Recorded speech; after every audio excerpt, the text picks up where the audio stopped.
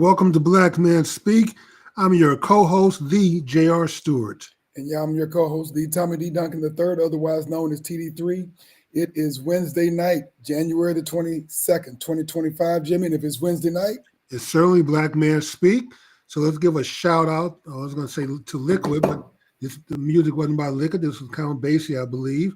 But if you haven't already, hit the like button, hit the notification bell so you'll be notified when new shows are uploaded to social media. And if you're here watching the show live, invite a friend, family member, co-worker, or even a next door neighbor so you guys have something interesting to talk about for the rest of the week. So with that being said, Tom, we're going to do what we do best, which is bring information, leading edge information about the Black community and Black events to social media. So I know we've got an all-star lineup tonight, so let's do what we do best and get started.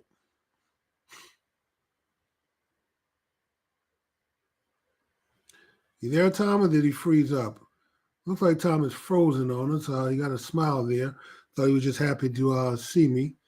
So we're going to be talking sports tonight, everyone. As soon as my co-partner in crime comes back, or maybe it's just me. So let me check and see real quick. Oh no, it's not just me. So we may have some connection difficulties on Tom's side, but he will be back shortly. So don't despair. My partner in crime will be back. So while we're doing that, it looks like we have a few ancestors to talk about. And so I'll wait till Tom gets back to mention those. And we're going to make up for our sports coverage that we haven't had in the last couple of weeks because we've had guests on. And so in order to maximize time with our guests, we will cut back on the sports and the other announcements and our Black History trivia to make room for our guests. But hey, looks like Tom is back now. Tom, Jimmy. It's so everyone. Jimmy, you know, this 20-degree weather, I think, is starting to freeze my internet a little bit.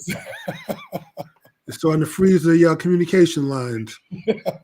All right, so hopefully we're okay right now, but I am back, and thank everyone for your patience during that minor technical difficulty. So, Jimmy, it has been a couple of weeks, and we do need to make sure that we acknowledge a couple of losses that we have had within the community. So we'll spend a couple of times doing that before we get into our show. So without further ado, before we get started, we want to thank cousin Audrey K for jumping onto the chat line. Anyone else out there who is listening to us, make sure you jump on the chat line and join us and let us know what your thoughts are. All right, folks, let's go ahead and get the party started right. First, we have a celebrated journalist, screenwriter, and chronicle, Barry Michael Cooper, who passed away today, January the 22nd, at the age of 66. You may not know this face as much, but he is the man behind several films that you may know. His work not only shaped the narrative of a generation, but also left an indelible mark on pop culture. He is best known for penning the screenplay for the 1991 cult classic New Jack City. His work continued with screenplays for Sugar Hill and Above the Rim, cementing his legacy as one of the pioneers of the New Jack cinema movement. He grew up in the heart of East Harlem, New York, graduated from City College of New York, initially honing his craft as a journalist, contributing to publications like The Village Voice and Spin Magazine before he got onto the silver screen. So for those who are in So Tom, did you say he wrote New Jack City and Sugar Hill? Yeah, he for New Jack City, in addition to Sugar Hill and Above the Rim. Now, Sugar Hill is one of my top 5 films of all time. I actually just love that movie. The style, the cinematography, the writing was great. I would get into a debate with my brother of which was better, New Jack City or Sugar Hill. I prefer Sugar Hill. He liked New Jack City. But I didn't realize that it was the same person that wrote both. I love Sugar Hill, man. It's one of my favorite movies of all time. Deep movie. It was kind of a tough movie, but pretty deep movie. So for those who, of course, in the entertainment industry, in film in particular. We, of course, want to share our condolences with his family, his loved ones, and those who were touched by his artistry. Right. Ashe, Barry Michael Cooper. All right, Jimmy, for those of us who have been watching basketball for a while, you might know this face unless you are a newbie to basketball and to sports. The great Gus Williams, the swift and quick guard known for his scoring and electric court style. Remember Gus Williams? Yes. Yes, who in 1979 helped the Seattle Supersonics win their only NBA championship, became an ancestor on Wednesday, January 15th, last week, at the age of 71. Known for his improvisational play and relentless drive, Williams was a two-time All-Star during his 11-year season, which included the Golden State Warriors, the Washington Bullets, the Atlanta Hawks, in addition to 6 seasons with the Supersonics, who moved to Oklahoma City. This is a bit of trivia, and became known as the Thunder in 2008. So for those of you who've not been watching basketball for a while, before they were the Oklahoma Thunder, they were the Seattle Supersonics. Yes. Unusual for this era, Williams was a point guard known more for his scoring than for dishing out the ball. And on defense, he stymied opponents who dared try to dribble past him. The cause of death has not been revealed as of yet. So for those of us who are in the basketball world, in the NBA community in particular, we want to send our condolences and well wishes and support for the family during this time of loss. We say, until we see you, upstairs to Gus Williams. Last, definitely not least, for those who have been watching the entertainment business old school, you may know this face. He's a little bit older than probably what you know him, but the great Sam Williams of Sam and Dave, the surviving half and higher voice of the 1960s duo Sam and Dave, that was known for such definitive hits as Soul Man and Hold On, I'm Coming, became an ancestor at the age of 89 on January the 10th. Moore was inducted into the Rock and Roll Hall of Fame in 1992. Their hits were written and produced by the great Isaac Hayes and Dave Porter. Like many of the 1960s soul acts, Sam and Dave faded after the decade ended, but Soul Man hit the charts again with in the late 1970s with the film The Blues Brothers. John Belushi and Dan Aykroyd recorded it with many of the same musicians. Moore had a little bit of mixed feelings about the hit becoming associated with Saturday Night Live stars, remembering how young people believed it originated with the Blues Brothers, right, not with Sam and Dave. Moore and other artists, interestingly enough, sued multiple record companies and the American Federation of Television and Radio Artists. Moore told the Associated Press in 1994 that he joined the legal effort after learning, despite his million-selling records, his pension amounted to, Jimmy, just $2,285, which he could take a lump sum or in payments of $73 a month. Damn. Ouch. The guy who sung Soul Man had a total pension of $2,285. Anyway, Moore kept recording and singing. He was a frequent performer at the Kennedy Center Honors and sang for President Obama, among other presidents. So we'd like to wish our condolences and support for the immediate family, for Sam Moore, those who knew him, those who loved him, and those who were touched by his great artistry. I still can't believe $2,285. That is something, Tom. For that one song alone. Wow. He should have gotten, hundreds of thousands of dollars, as popular as that song.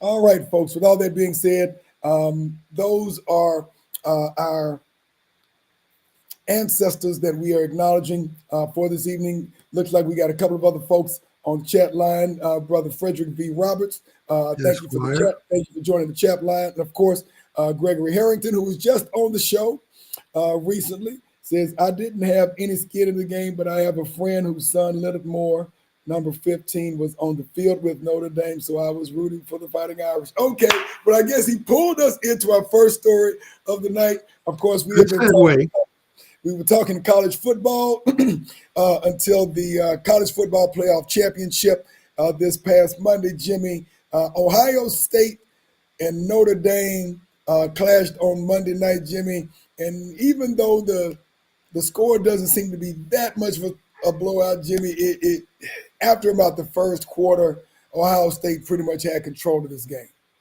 Well, Tom, I'm gonna give you credit, man. You called it a couple of weeks ago when you predicted Ohio State was going to advance. It just seemed like when they got past Oregon, it should have been known. And Yeah. I thought those Ducks were fast, but Ohio State seemed to kick it into another gear whenever they were playing anyone. The speed, the size, Tom, was obvious. So this is a case where truly the best team in the playoff. There's no argument about who was the better team of the 12. Ohio State was definitely the best of the 12. So they deserved it. It was no fluke. They were much better than every other team that was in there. And so you seem to have called it, man. So congratulations to them and for you for getting it right. Yeah.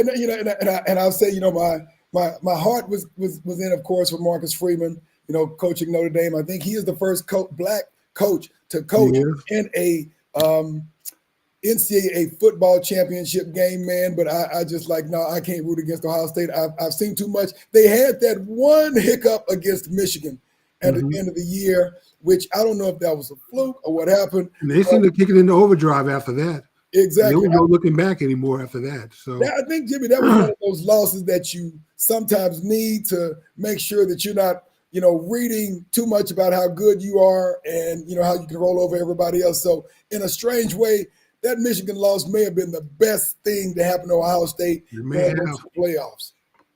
Yeah, it may have, because they definitely kicked it into another gear after that, man, and never looked back. Like I said, before the playoffs started, Oregon was my prediction to probably win it all, and only because I was really not necessarily impressed with their size, but they always seem to have really fast teams. So I thought their speed was just going to overwhelm everyone, even in the playoffs, where generally you get the best teams and better defenses. But still, I thought they were faster than everyone until they played Ohio State. And yeah, we saw who the speed demons really were. So, and plus Ohio State has a size to go with it. Big, physical, fast, and they were a complete team. They were absolutely a complete team. So does this mean that the SEC has to step aside, Tom, and the Big Ten now is the 800-pound gorilla in college football? They're going to have to adapt. I mean, last year was Michigan. This year it's Ohio State. SEC had been dominating for several years in the championship. Now we've got, of course, the transfer portal, NIL money. It, I believe, has neutralized a lot of the advantages that, the Georgias and the Alabamas and the LSUs have had over the years. And so, SEC, in order to get to the next level, is going to have to adapt. And it's kind of interesting to think that, is it possible that Texas is the best chance that the SEC has of getting back to a championship? And this is their first year. Of course, they didn't make it, because, of course, they got beat. But, Georgia just didn't look like the Georgia of old. And Texas, they just couldn't pull it out in the end. So Texas defense can't sustain long enough, Tom. They're forever giving up points in the fourth quarter when the game is on the line. And then the quarterback just can't mount those last-minute drives to get you back in and once they get behind, man. So I'm hoping that this is his last year, whether he goes into the NFL or transfers someplace else. But I'm going to say I'm not a big fan of the portal, nor am I a fan of the NIL, man. Okay, so I'm going to have to unpack that, because I know we've had these conversations about the kids making millions and millions of dollars for schools and not getting paid a dime. Well, not legally anyway. I didn't understand the payouts for the NIL and how it worked. I think we talked about it briefly once before. Yes. And then we had our social event, and you guys are much more knowledgeable about it. And we're talking about it, man. And so I picked up a lot of information then, and I didn't realize that how this all worked, man. But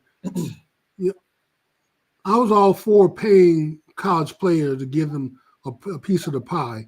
But I thought it would be a universal payment where all of the players across the board pretty much got the same thing. So there would be no advantage to the large schools over the small schools. You get $1,000 a month, $500, whatever the payment is going to be. That all the schools put into one, contribute to one big pot, and then the NCAA would just send the checks out to the football players who are active at that particular time. But the way this payment thing, NIL payment thing is set up, it seemed like you can shop your skills around.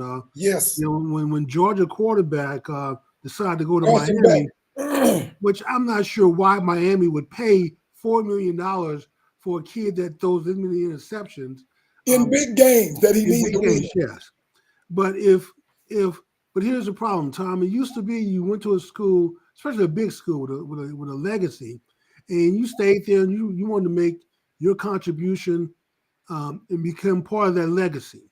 You want to leave the school with your own legacy.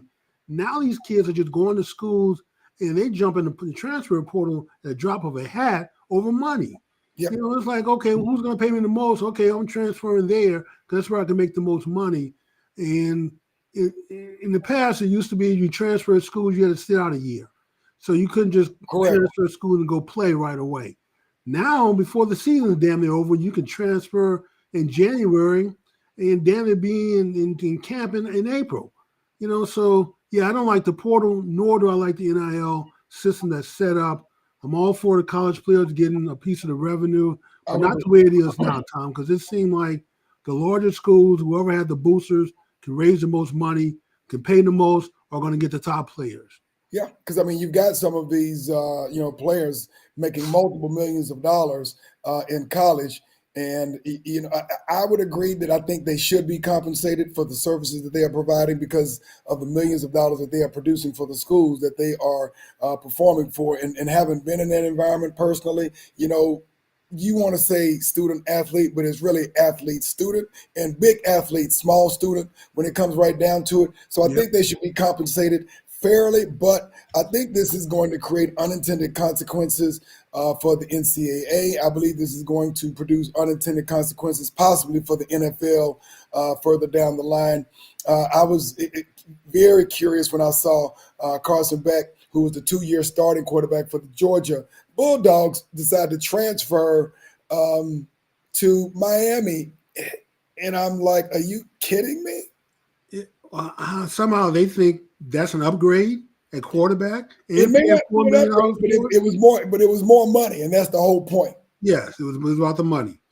Couldn't have been about the talent, Tom, because like I said, surely you can find a better quarterback who's stable, who's more predictable, who can manage the games a little better than Beck. But evidently they think he's the answer, and they're willing to pony up the money to get him. So I just don't see it. I know he had some nice comebacks, but Tom, a lot of the games you had to come back from are from games that you put your team in the hole to start with. Interceptions. If you're not turning the ball over, throwing interceptions, your team wouldn't be behind. So I don't know. We'll see what happens, man. Stranger things have happened, but yeah, it looks like the Big Ten now is a new powerhouse for college football.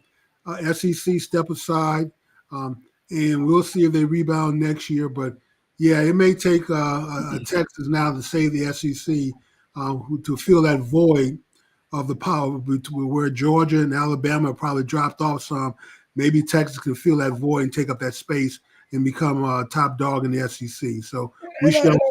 And I know this is going to make a lot of people happy because I think, quite frankly, a lot of people were tired of seeing Alabama. I wasn't. What people, Tom? A lot of people were tired. What people are you talking about? I don't know any of those people, man. I wasn't tired of seeing them winning.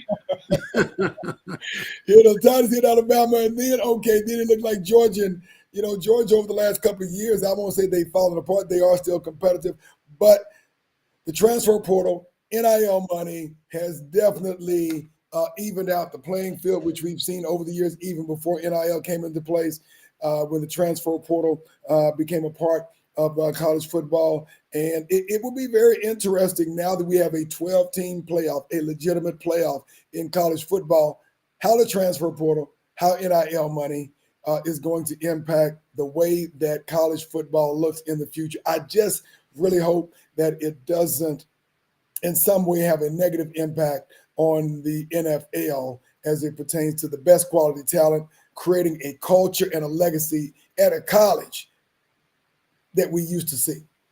Well, like I said, Tom, these players are not sticking around long enough to create a legacy anymore. They're just bouncing around, going for the highest paycheck they can get. And so I think for college football, I think it's sad because players now, and I saw Saban in an interview, and he talks about why he decided to go ahead and step down. He's like, players are, want to come to Alabama, but they want to know how much money they're going to make. And then they want to be guaranteed that they're going to start. Yeah. If they don't get a guarantee, then okay, I'll go someplace else. Right. And it's like it used to be an honor to go to Alabama and play. And you have to sit the bench during your freshman year. And then Saban found himself in a position where he's having to play a bunch of freshmen. I thought he was playing all these freshmen because a lot of players went to the NFL and he had a void there, a vacuum. No, Tommy was playing a bunch of freshmen because that was the only way to keep them. Because if you didn't play them, they would transfer or either not come because they have choices. And he just decided now is the time to get out. If I can't be the coach and you don't want to come play here because we have a rich history and it's all about whether you can start and how much money you're going to make, then yes, this is time for me to step down and give this game up that he loves, man. So I think if it wasn't for that, Tom, probably Nick Saban would still be coaching football right now. Yeah. So, schools are going to have to adapt. I think it's unfortunate because those freshmen eventually become sophomores. Those sophomores eventually become juniors. They want to play too. And if they are starting, if they're got solid players, then, there was a day.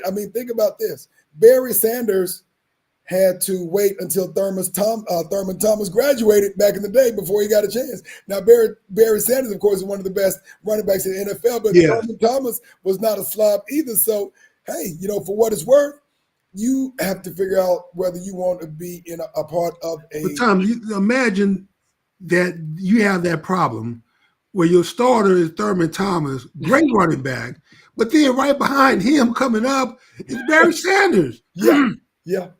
Oklahoma State, had the coffers overflow with wealth at that position, man. Now you wouldn't have that because whoever was not playing would be hitting the transfer portal and leaving. This is what I'm concerned about because we've seen how so many professional players make a lot of money, blow through their money. And I know that the NFL is trying to do a better job of coaching and educating, younger players coming into the league about how to manage their money, making sure they don't blow all of it so that they're broke within a couple of years, after leaving the league. And I'm just very curious as to what that is going to look like for a lot of these college players, because you got to consider these are 18, 19, 20-year-olds who are making millions of dollars, literally millions of dollars. And the NFL, Tommy, became such a problem for their image that they damn near had to mandate players and their agents set aside and invest their money in some safe securities just to make absolutely sure that when they left the game, they wouldn't be broke. And so they may have to, you may see the NIL or the NCAA do something similar. But so far, it doesn't seem we haven't had any stories about these kids going broke. And I guess if they were to go broke, no one would really care that much. But if it gets to a point where it hurts the image of college football, yes, then you'd probably see them step up and start mandating that, okay, when you get this big money, you have to hire a financial advisor. You have to put so much aside to invest for a rainy day or put it aside for long-term security, just to make sure that when you decide to step away from football, you still have some income coming in, or you're not just totally broke after making millions off of college football. That's true. That and or to reduce the incentives, because you're already making millions in college. A lot of these kids are not going to make it in the pros. And how does that impact the drive and the hunger for the game going from the college level into the pro level? Tom, they make enough money in college, they may not have to go to the pros. Yeah. The rookie contracts in the pros it's a nice little chunk of money, but still, until I'm sorry, until you get your second contract, generally is when you get paid on the second contract if you're lucky enough Correct. to get one. So those rookie contracts, $5, $10 million, $20 million if you are a first rounder, but it's spread over 4 or 5 years. The teams have an option for a fifth year, man, and then they can put a franchise tag on you for 2 years after that, man. So basically, they can lock you up for 7 years before they have to give you a big contract. Um, and there are a few players, man, that have gone that route, have taken a chance to become free agents to get and to see what the market would bear for them. So, but it doesn't necessarily work out that well for every player. But like I said, if you make enough money in college football, you may not need to go to the NFL. True, very true. And transitioning from college to pros, we'll save the our discussion on the draft for a later day. But we just had a couple of very interesting games this past weekend. Now we're on the NFC and the AFC conference finals, and so we had probably the most stunning game of this past weekend was the Washington Commanders beating the Detroit Lions that were really projected to go to the Super Bowl this year. They had a lot of injuries towards the end of the year, and it looks like it may have caught up with them. But we have the Washington Commanders and the Philadelphia Eagles in an all NFC East NFC final, and then of course we have the Kansas City Chiefs, two-time Super Bowl winning Kansas City Chiefs, who are going to be playing the Buffalo Bills for the AFC conference final, Jimmy. So it's going to be a very interesting matchup. I don't think anybody could have forecasted seeing Washington and Philadelphia in the NFC conference final. Yeah, Tom, I wouldn't have made that bet at the beginning of the year for certain, because there's just no way that I would have even contemplated the Commanders coming up, going from the basement to the penthouse the way they have, man. But on top of that, Tom, if you look at, we talked about this last year. This is where playoff football is. You have to be able to run the ball, you have to be able to block, and you have to be able to tackle. And the teams that do that well and not have a bunch of penalties and turnovers are the ones who are the piranhas. Everyone else is just bait. And you look at what Philadelphia did; they ran the ball really well. Barkley may have had, I think he had over 200 yards. Over 2,000 yards this season. They set him during the last game because he was in one game's reach of breaking Eric Dickerson. Oh yeah, it was like 80, 90 yards from breaking the record. And they decided to set him. We'll see if that pays off. I'll pay it off, Tom, because look what he did in the last game. Over 200 yards. LA. I think he rushed for over 200 yards. At the point I turned the game off, he was like 180 yards in rushing. He had 2 or 3 very long runs. And then you look at watch some of the Washington game. Same thing, Tom, and they ran the ball really well. They were disciplined. Daniels played a great game yet again, rookie. Now he's won twice as many games. About $60 million quarterback has won, and this is his first year. Dak has won two playoff games, right? He's won 1 playoff game. Tom, let me try to pad that man's record. Okay, for some reason I thought that they beat Philadelphia. They beat Philadelphia in 1 playoff game. I thought they beat Philadelphia twice in different playoffs. No, one of those is probably a regular season game that you're thinking about. I think they won 1 playoff game, Tom, in his 9-year career. And like I said, Daniels has now either tied Dak or doubled what Dak has done in his first year. So it's only going to he only has room to go up. Dak doesn't seem to get any better. And we're paying $60 million for this boondoggle, man. Personally, I hope they trade him away, get whatever we can get for him. I'm hoping that Tennessee will take him off our hands, and maybe we chip in some of his salary. We trade draft picks with him, and go after Deion's son and get us a decent quarterback. So we'll see what happens. Well, Dak has a no trade clause in his contract, so it would have to be the right team. If they were willing to take that contract, that $60 million a year contract off of the Cowboys, Dak has to agree to it. Well, he does, Tom, but that all just comes down to money. Of course. And the Cowboys may, if they trade him, they still may have to eat some of the contract. So maybe no one's willing to take it for 60, but maybe for 50 they'll take it. Maybe 45, and we chip in 10 or 15 million a year. It's only 4 years, just to get rid of them. So or you roll the dice and let them continue to eat away at your salary cap. Um, we still got Micah to resign, and we have very little cap room. I think we finished the season with maybe $17 million, but we need that money for the draft, for bonuses. Going to come out of that 17 million, and plus you got to try to re-sign Micah, extend him. It's not looking good, Tom.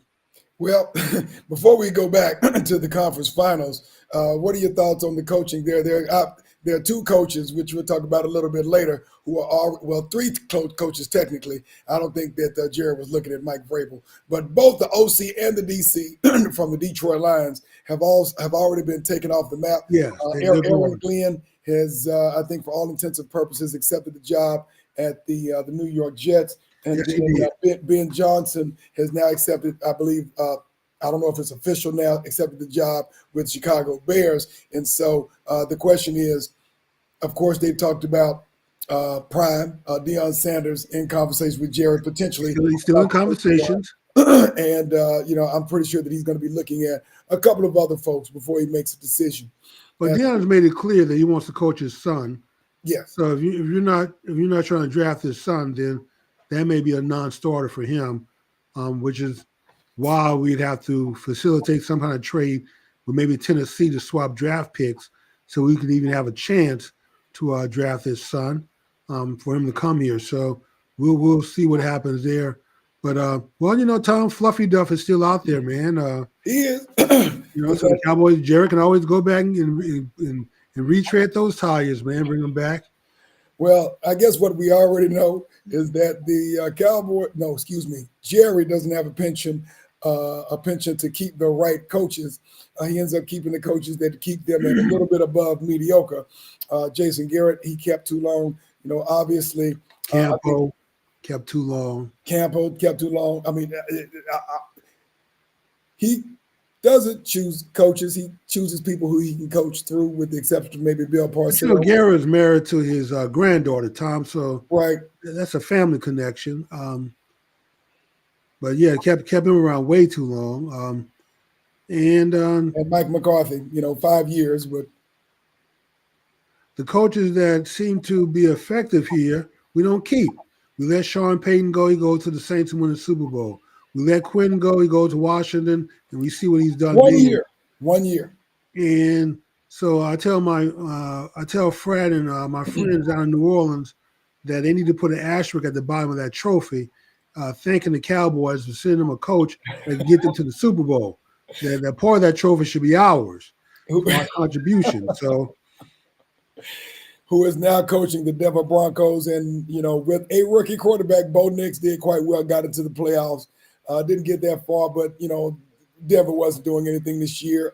Until this year when they got Sean Payton and of course Bo Nix, who I think Bo was at 4 schools and colleges in college as well. I think he started out with Auburn and went to a couple of other schools before he ended up. He bounced around a little bit. Exactly, before he ended up, I think, leaving. But Tom, if there's anyone that can turn a quarterback around, Sean Payton is one of them. Yes. And you know who else? Who has a really good track record, I think, with college, well, at least with college quarterbacks. What was Oklahoma's old coach? Can't remember his brother.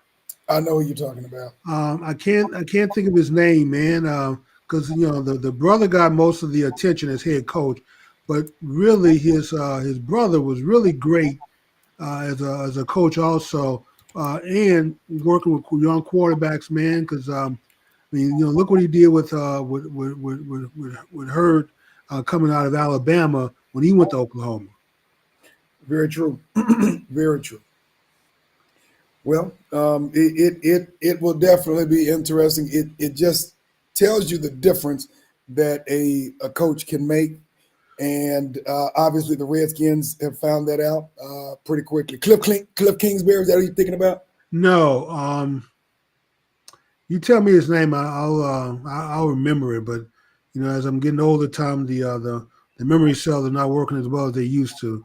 I hope it's not turning into a Biden. Gotcha. Or Trump. Any rate, why don't we go ahead and go to the conference finals and see what you think about each of these games first? We'll talk about the NFC finals, the Eagles and the Commanders, and then we'll go to the AFC finals. So what are your take on Um, the man, I'm afraid of that running game for the Philly. So I'm going to be cheering for the Redskins only because I hate Philly more than I hate the Redskins. Um, I mean, I just can't stand those Philadelphia chicken heads, man. So I'm going to cheer for the Commanders, man. I hope they can put Saquon Barkley in check, man. And if they can, then I think they can make it tough on the passing game for Philly, man. Even though they can hurt you there, but yeah, I'm going to be cheering for the Commanders, man. But yeah, that running game for Philly, man. I mean, watching that guy run all over the Rams, who had a really good defense. gotcha? Um, and I then don't on know. the AFC side, you can't ever count them damn Chiefs out, man. Especially, I think the NFL wants them to the three-peat. Mhm. It would be good for the game Yes, to be agreed. you bring some fans back, bring some attention back. Be the only NFL team in history to win 3 straight, man. The great Yeah, Pittsburgh Steelers teams, the great Dallas Cowboy teams, the sure. great San Francisco 49ers teams, the great Patriot teams. This potentially will be the very first out of all of those great Yeah, franchises. you got some back to backs, but yeah, not a three-peat. So I think the NFL is kind of leaning their way.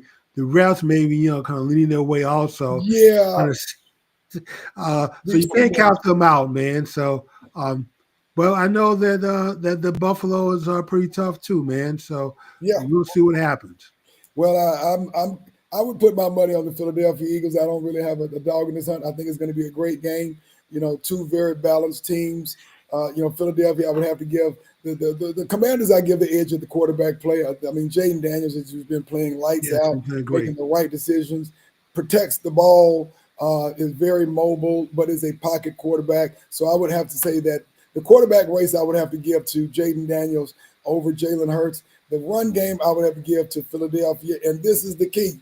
Can Philadelphia keep their short to intermediate run game and keep Jaden Daniels off the field? That is really my thing for them That's what because it's gonna come down to, Tom. both of them are fundamentally sound. They don't turn the ball over a lot. Jalen Hurts. It looks like he had. I don't know if he hurt his leg or something happened, but he bent back. He was bent backwards in this last game, but it didn't seem to keep him from finishing out the I game. mean, he hadn't been 100% since last year. Right. It's like he's been having little nicks here and there, man. Little nagging injuries, man. I think they're doing their best to manage it, but he's one of those that you could maybe bang up, push around, knock him to the ground a little bit, and make him uncomfortable sitting in that pocket. So the Right. Redskins can, I mean, not Redskins, the Commanders can do that. I think they have a chance to rattle him some. Right. But that running game, man, And is what Philadelphia really has scares me. one of the best front lines in the league, blocking for arguably the best running back in the league. And if they can keep a solid ground game, I mean, 1, 2, 3 running into the dirt and keep Jaden Daniels off the field, and they don't have to worry about forcing Jalen Hurts to throw the ball. I mean, that was usually what teams did to beat Philadelphia: force Jalen Hurts to throw the Right. ball. They don't have to worry about that with Saquon Barkley now with a very rugged front line. So I'm gonna lean towards the Philadelphia Eagles on this one. I mean, I wouldn't be hurt if the Commanders won, but I'm leaning on Philadelphia because I'm putting my money on Saquon Barkley. But Probably Tom, more than Jalen Hurts. when he was drafted by the Giants, I remember we had this conversation, and I think you may have given the Giants a few more bonus points because they drafted him. So I think you were pretty high on him back then. Oh yeah, Although the Giants didn't put a lot of talent around him, they had a questionable line. So I was thinking, for the most part, that he may have lost a little bit. He may have been like Elliott, man, may have lost a little bit, didn't have it, but he certainly has shown this year what he can do when he has a decent offensive line in front of him. That guy can run the ball, man.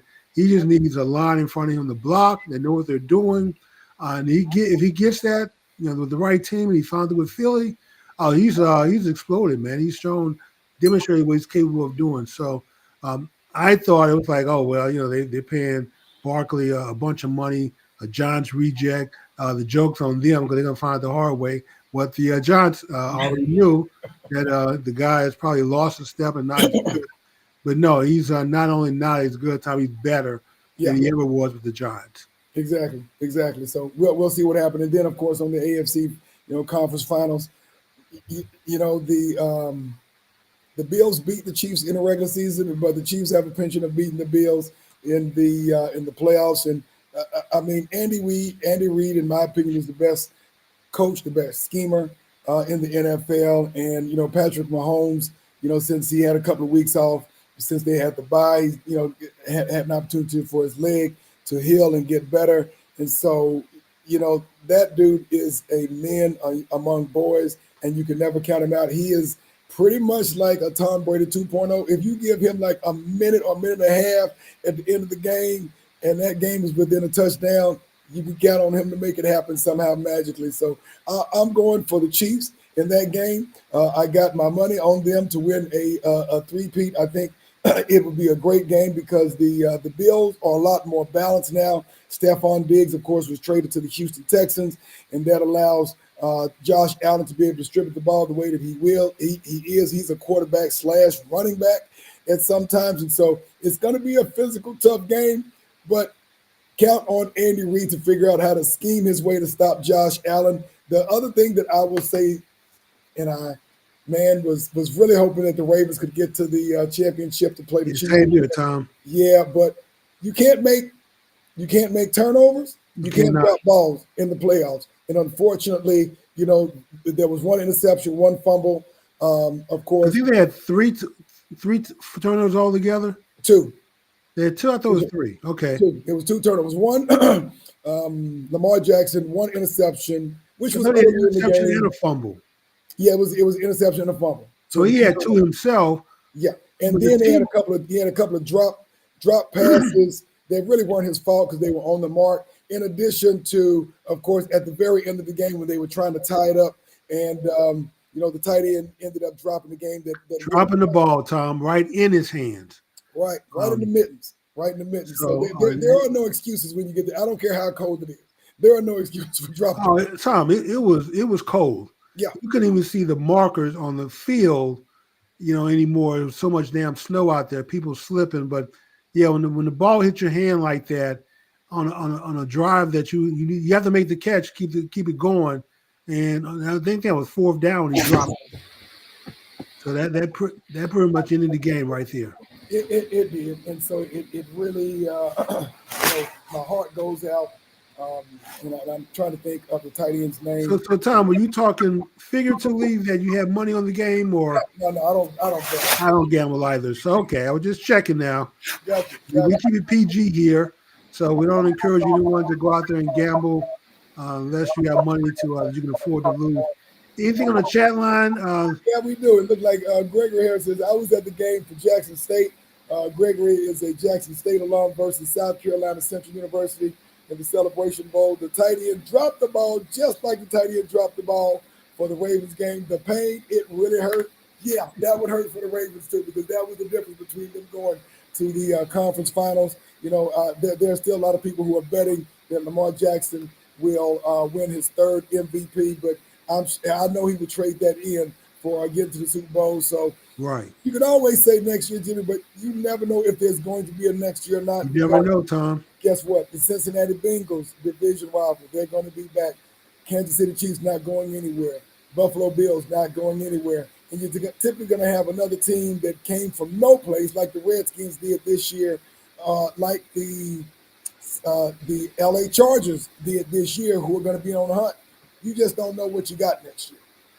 Well, Tom, let's hope that that next year we're having the same conversation about these damn Cowboys going from basement to penthouse, or because we're still having the same conversation about all the silly mistakes they make and turnovers and penalties and shooting themselves in the foot, and how the coach we hadn't improved our coaching position. Yeah, I'm ready. I'm on the precipice of firing the Cowboys.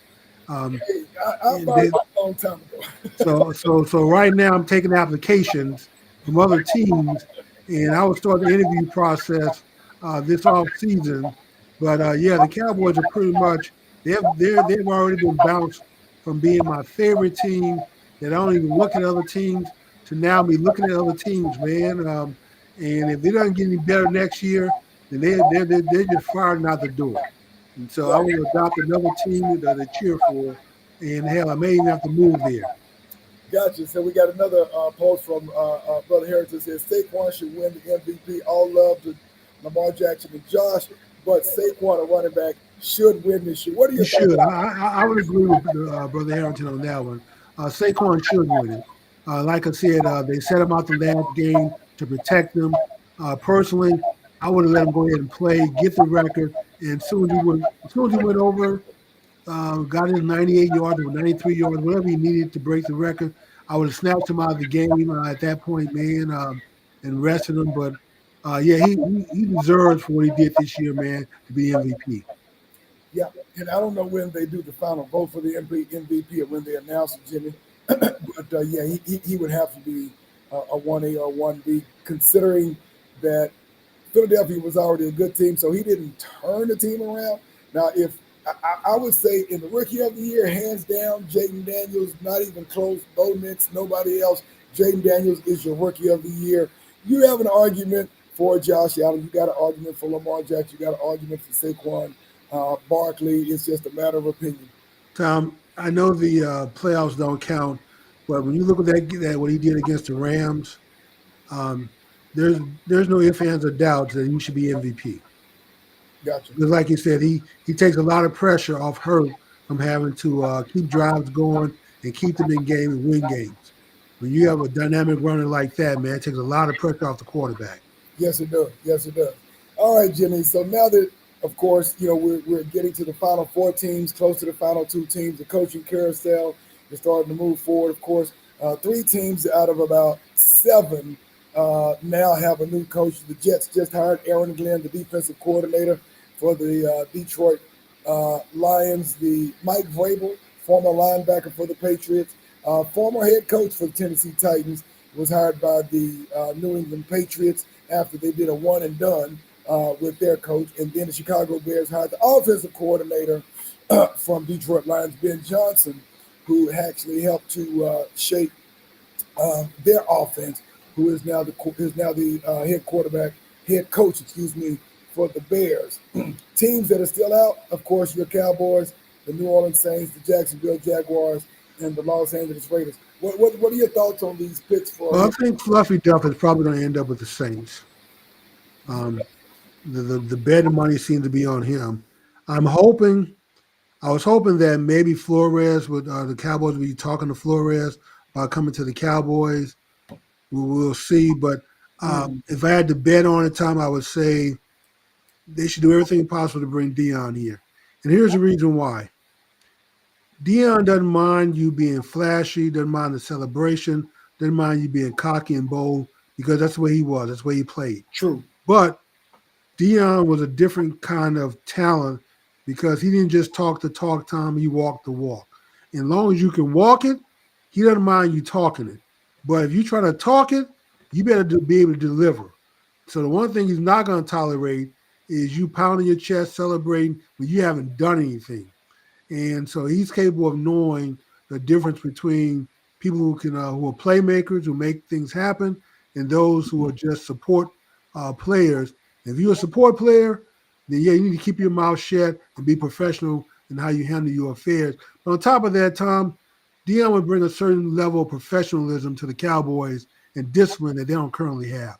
He's until he went to Colorado, and I kind of heard some of the things behind the scenes of how he coached. He really is a no-nonsense, my way or the highway, keep it professional. Don't just show up on time. You got to show up early. If you're on time, you're late. He's that kind of coach. And if you don't believe me, when he set his son out the first half of a game because he showed up to the meeting on time, it's like I can show you better than I can tell you. So he's that kind of a coach, man. He's no nonsense. You can go out there and you can have fun. You can celebrate. But, man, in order to get to that level where you can do those things, you've got to be able to deliver the goods. And I think he would bring that same type of mentality to the Cowboys. where they're going to have to up their play, up their discipline, stop leading the league in goddamn turnovers, stop leading the league And in penalties. penalties. Oh, every year, Tom, you're in the top 5 in penalties every damn year. There's always the penalties that are killing your drives. It's not the bad plays. Everybody have those. A slip, a missed pass, underthrown pass, or a drop pass. Okay, fine, it happened. But the false starts, the holding, the things that kill your drives when you have to end up settling for a field goal after you work really hard to get downfield is what's been killing the Cowboys for years. So we need somebody, Tom, that's going to come in, identify these things, almost like a Jimmy Johnson type, where I'm just not going to tolerate it, period. And we've had too many coaches who kind of just put up with it. I don't know if it's just to keep the players happy, man, when they don't get on their ass too much. But I don't think Deion's that type. I don't think he's going to care about anybody's feeling. I think what Deion cares about is Deion and his legacy. True. He don't want to come to the Cowboys and lose. He wants to come to the Cowboys and turn things around so he can walk out the door saying, I turned it around and that I turned him into a winner. And at least we got to the playoffs and won some playoff games and became a contender again. Even if you don't win the Super Bowl, at least contend for one. Well, that is one thing that the Cowboys have lacked over the last 30 years, and that is a championship culture. And that is squarely on the shoulders of one Jerry Jones. You and Jerry, Tom. Because, ultimately, it's the coach. The GM doesn't do it. The owner doesn't do it. The coach is the one who defines the culture for the team.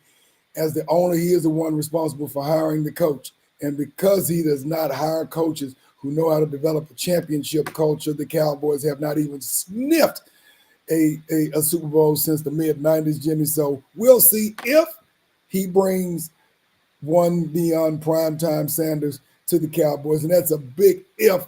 Can he stay out of the way so that he can define the culture? Tom, I don't know if he would he won't stay out of the way. So that question is answered. But I don't know if he would be in the way, in Deion's way. And here's my explanation for that, if I have to expand it. Generally, after the game, if Mike McCarthy, Fluffy Duff, is on one table, set up with the mics and stuff, and Jerry Jones is up in his owner's box, all the reporters are at the owner's box asking Jerry about the game. But I think if it was Deion down there at the press table with the mics after the game, that all the reporters would be at his table and not necessarily in the owner box getting Jerry's comments. Not to say that Jerry comments wouldn't be important. They would be. But still, Deion would be a bigger draw to the press. I would agree. Than Jerry. And the question I don't know if that would be a problem for Jerry. Now, that's the question. Would that be a problem? Because Deion will get more attention than Jerry. Yeah, Jerry wouldn't be in Deion's way. No. Deion would be in Jerry's way. He would steal the attention and spotlight away from Jerry. And that might be I don't know if Jerry can handle that. But if Jerry could handle it, then I think Deion would be the best coach to bring in here because Deion just not going to tolerate tarnishing Deion's image. He wants to be known as a winner wherever he goes. This might be a quietly kept secret, but Jerry has some tendencies of being a narcissist. And narcissists have very little patience of somebody. That's not always a bad thing, though, if you're delivering the goods.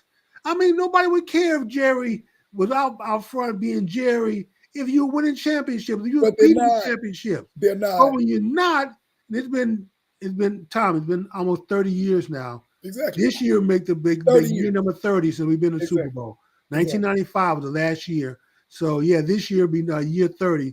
So when you go on a 30-year drought, now it becomes an issue. So if you were winning, contending, at least sniffing near Super Bowl, even if the Patriots and the Chiefs were getting there ahead of you, but at least you were a contender, then yeah, nobody would really care that much that you was out front. But when you're not winning, when you're dealing with the Dave Campos of the world and all these other coaches that hadn't done anything since they've been here, then, yeah, it becomes an issue. But I don't think it would be an issue for Deion. Deion would just be Deion. And Deion's going to draw the attention just for being Deion. And we already know Deion doesn't like losing. He's like Jimmy Johnson. He'll be sick to his stomach from losing games. He's going to do everything possible to turn this thing around as quickly as possible because he wants to be the hero. He wants to be have the parade thrown for him. He wants that ticker tape. He wants to be hoisted up on people's shoulders. And so that's just Deion. So we need a coach who's so dislike losing that they can't sleep at night. They can't eat. Well, I and would make say love that to their wife. in order for the Cowboys to, if what you're saying is correct, to become the coach and for that coach to be able to coach his son, he would have to give up several picks to get the number 1 or number 2 pick because you got a couple of quarterbacks who are. You got Tennessee at number 3, I believe, don't you? Tennessee is number 1, Cleveland's number 2, the Giants number 3. Oh, Tennessee number 1? Yeah, Tennessee's number 1. Oh, then we just need to give them Dak and some money, man. Cleveland also needs a quarterback as well. Cleveland's number 2. New England at the Giants, they need. Well, the Giants got a quarterback. We'll see what happens. They're still work in progress. The Cowboys are their first pick in the first. Their first pick is number 12. So they would have to get a couple of other picks in order to move up to number 1. Tom, we're gonna trade spots with you from 1 to 12. We're gonna give you Dak. We're gonna give you some money, and we maybe even throw in a future draft pick. But I know it's a high price. That's giving up a lot because the Cowboys need a quarterback, but they need more than just a quarterback if they are able to do that and pick up. Tom, we got 10 picks in the draft this year. I understand. So that's a lot of picks to go out and rebuild a team with if you draft well. Well, then here's the other thing, Tom. Kids seem to be drawn to Deion. They like playing for him. They want to be around him. They like his swag. So hopefully, maybe some of these college kids will be apt to come to the Cowboys, man, fight a little harder to get here.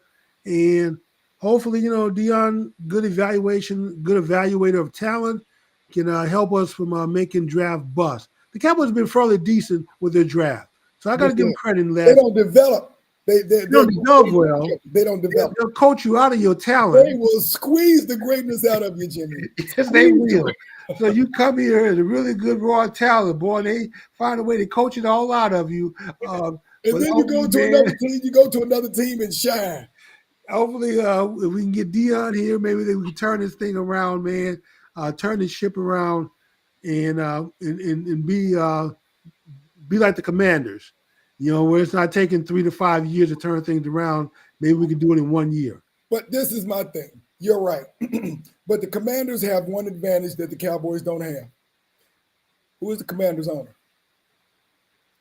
I don't even know anymore. I thought did he sell the team? That is my point. Yeah, Dan Snyder has been the owner of the Commanders for, I guess, 3 years now. Who did he sell it to? I don't even know that person. Some conglomerate, some group. No, it was. I forgot the guy's name, but it's another billionaire. Yeah. So normally, until you win a Super Bowl, these owners don't even pop up unless you win a Super Bowl. They had to get the trophy, and then everybody's like, "Who is that guy?" It may take a Super Bowl or 2 before anybody even figured out who Kraft was. But yeah, I understand what you're saying, but Jerry's okay. Josh Harris is the Commanders are owned by a group managed by Josh Harris, so it was a group of owners. But nobody knows who the Commanders' owner is, and that's good for Dan Quinn. He can do his job. Yeah, until they win the Super Bowl, you probably won't see anybody or hear from anyone, and you'll be sitting there wondering who this guy is that's holding the trophy up. But Jerry's just cut a little differently, Tom. He is, and that's been to the chagrin of Cowboys fans for the last 3 decades. Well, all right, folks. We are out of time, T. Yeah, we're out of time. So we have enjoyed this show. We will, of course, be back next week. And tell everyone what the show is next week, man. We'll be focusing, for those of you, especially with entrepreneurs, we'll be doing a 2 for 2, talking about the fundamentals of sales and how to make that work for you, in addition to lead generation, which Jimmy will be leading. So we're looking forward to next week's show. You have to come if you're interested in starting a business, or ever thought about one, or if you have one. Yes, how to sell, how to generate leads, and how to turn those leads into paying customers is what we're going to cover next week. So make sure you show up. Once again, this is the kind of information that if you had to go out to the market and pay for it would cost you quite a bit, but you're able to tune into this show and get it for free. With that being said, Tom, I'm going to give you the last word before we close out. All right, I want to thank everyone for joining us this evening. If you haven't done so already, make sure that you like this show. Yeah, hit that button. If you haven't subscribed and you're new, make sure that you subscribe and share this information so that you will be the most knowledgeable person in your network for the next couple of days until next Wednesday. Because, of course, if it's Wednesday night, And certainly, black men, speak. Good night.